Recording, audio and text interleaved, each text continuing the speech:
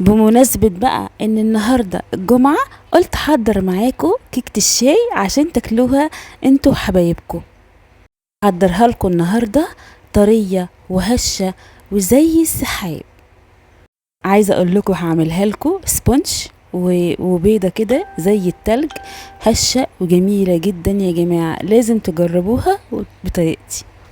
جربوها وادعولي، هتعجبكم جدا. كيكة يومية حلوة جنب الشاي كده ساعة العصاري وبألف هنا. عايزاكم بقى تحطوا لايك للفيديو، اشتركوا في قناتي، دي قناتي اكلاتي واختراعاتي. فعلوا الجرس علشان لما تفعلوا الجرس هيوصل لكم كل وصفاتي الجديدة. عاوزاكم بقى تصلوا على الرسول، اللهم صلي وسلم وبارك على سيدنا محمد. عايزاكم بجد تجربوا الكيكة دي وان شاء الله هتعجبكم جدا وهتدعولي بجد. يلا بقى نشوف عملنا الجمال والحلاوة دي ازاي.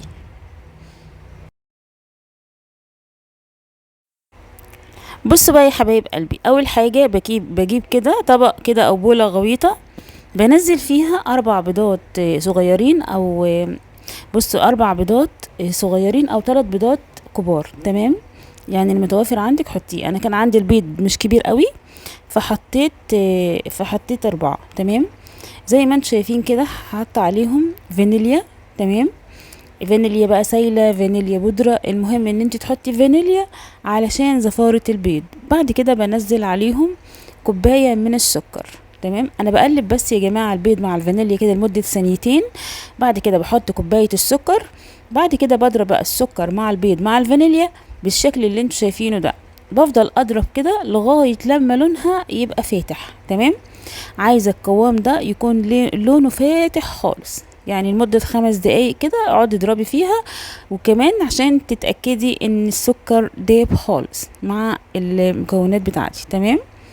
بعد كده هنزل هنا كوباية الا ربع من السمنة على زيت، او من الزيت بس، او من السمنة بس اللي انت عاوزاه، او من الزبدة المتوافر عندك حطيه، المهم يبقى كله كوباية الا ربع، تمام؟ بنزله بالتدريج زي ما انتم شايفين كده على مرتين او 3 مرات. بصوا يا جماعة، سر ان الكيكة تبقى هشة معاكي وحلوة وجميلة كده وطرية، ان انت تنزلي الحاجة بالتدريج، متنزليش الحاجة كده مرة واحدة على المكونات، تمام؟ بالتدريج نزليها.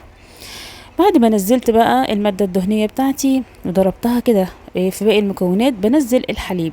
والحليب معايا كوباية بالظبط من الحليب، وانا مستخدمة النهاردة الكوبايات المعيارية. لو ما عندكيش كوبايات معيارية تقدري تستخدمي كوباية، اي كوباية عندك، حتى الكوباية اللي بتشربي فيها الشاي بلبن مفيش اي مشكلة.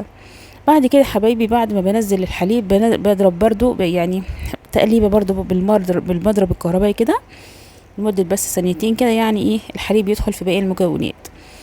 معايا هنا بقى 3 كوبايات من الدقيق، و3 كوبايات من الدقيق هنزل على اول كوبايه، يعني هنزل اول كوبايه وهنزل عليها باكو من البيكنج باودر. وزي ما قلت لكم في كل فيديو بعمل فيه كيكه، لازم تنخلوا الدقيق، كل ما تنخلوا الدقيق بيديكي نتيجه احلى وافضل، تمام؟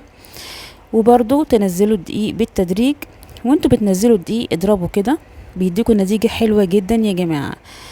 وحطي على الدقيق برضو رشة، يعني ربع معلقة من الملح بعد ما تنزلي باكو البيكنج باودر، تمام؟ بيظبط الطعم، مش بيبان خالص الملح. بعد كده بتبقى معايا بالقوام اللي انتوا شايفينه ده. عايزين بقى تستخدموا المضرب اليدوي عادي، عايزين تستخدموا المضرب الكهربائي براحتك خالص يعني.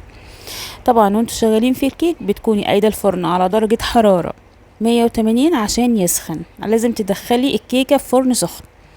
بعد كده بجيب بقى صينية، اي صينية متوفرة عندك، وبحط فيها معلقة من الطحينة. ليه الطحينة؟ علشان احنا كده بنبطن الصينية، علشان لما نحط الكيك وتستوي ما تلزقش معايا وتتحرق من تحت. عاوزة تبطنيها بالطحينة ماشي، عاوزة تبطنيها بمعلقة سمنة كده وتحطي عليها شوية دقيق كده وتبطنيها، مفيش اي مشكلة، بس الطحينة احلى وافضل، جربيها ومش هتندمي. توزعي الطحينة كده في الصينية بالشكل ده، في الأرضية كده وفي الجوانب. بعد كده بتجيبي بقى قوام الكيكة اللي احنا حضرناها مع بعضينا، وبنزلها زي ما انتم شايفين كده في الصينية بالشكل اللي انتم شايفينه ده، تمام؟ انا عايزة القوام ده. بعد كده حبايبي بخبط كده الصينية على الرخامة 3-4 خبطات كده. ليه؟ علشان نخرج منها الهواء، عشان ما تطلعش معانا مكتومة وتبقى هشة كده وحلوة زي ما شفتوها في اول الفيديو. زي ما قلت لكم هندخل الكيكة في فرن سخن على درجة حرارة 180 لمدة 45 دقيقة. بتدفع عليها بقى الفرن وتسيبيها بس في الفرن كده لمدة 5 دقايق. بعد كده بتطلعيها وبتقلبيها بالشكل اللي انتوا شايفينه ده. وتعالوا بقى نشوف العظمة. بصوا بقى، تحفة يا جماعة، تحفة تحفة تحفة. عايزة اقول لكم بجد لو عملتيها، حتى يعني لو في ضيوف جايلك هيقولك ايه الجمال ده، انت شاريها من اكبر محل حلويات. لان الكيكة مظبوطة جدا، هشة، طعمها حلو جدا يا جماعة. انا زي ما قلت لكم المادة الدهنية اللي انتوا هتحطوها، حطوا نص، يعني حطوا شوية من الزيت وشوية من السمنة. انا حطيت هنا شوية من الزيت على شوية من السمنة البلدي. السمنة البلدي بتفرق جدا في طعم الكيك. ويبقى الكوباية الا ربع، تمام، من الزيت على سمنة.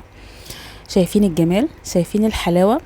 تحفة تحفة تحفة. لازم تجربوها بطريقتي، هشة وطرية. وبصوا، مش قادرة اوصف لكم جمالها. انتوا لما تجربوها بطريقتي هتعرفوا ان هي تجنن.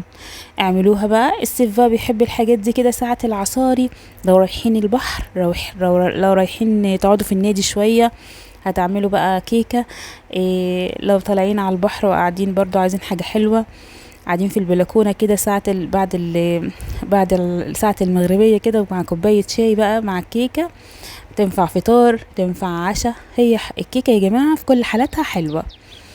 عايزاكم بقى تحطوا لايك للفيديو، اشتركوا في قناتي، دي قناتي اكلاتي واختراعاتي. فعلوا الجرس علشان لما تفعلوا الجرس هيوصل لكم كل وصفاتي الجديدة. بحبكم قوي، واستنوني بقى في فيديو جديد ووصفة جديدة. ومع السلامة، وباي باي.